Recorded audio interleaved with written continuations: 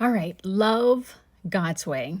In Genesis 29, we meet Jacob, Rachel, and Leah. Now, yesterday I talked about the other people in this narrative, but I'm going to talk about Leah's love. So, Leah finds herself married to Jacob, so she has access to his wealth, but Leah wants Jacob's love. So when Leah is not aware of her superpower, her love, her unconditional love, and her unconditional acceptance of others, Leah finds herself in relationships where she is trying to prove her value. And we see that when she's trying to have all these sons for Jacob, and she's hoping with each son he begins to love her and he recognizes her value.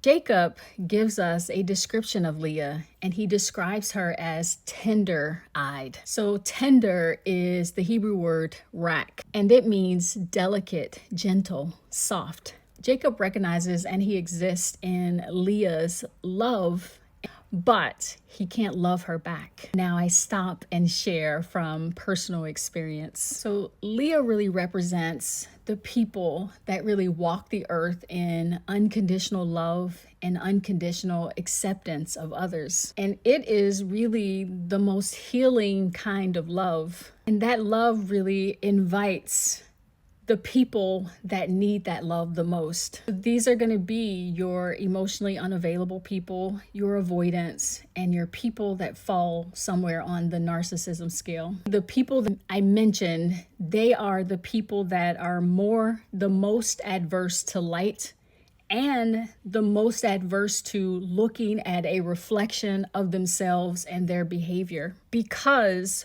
when I encounter unconditional love and unconditional acceptance, now I got to look at the way that I love and I got to look at my behavior.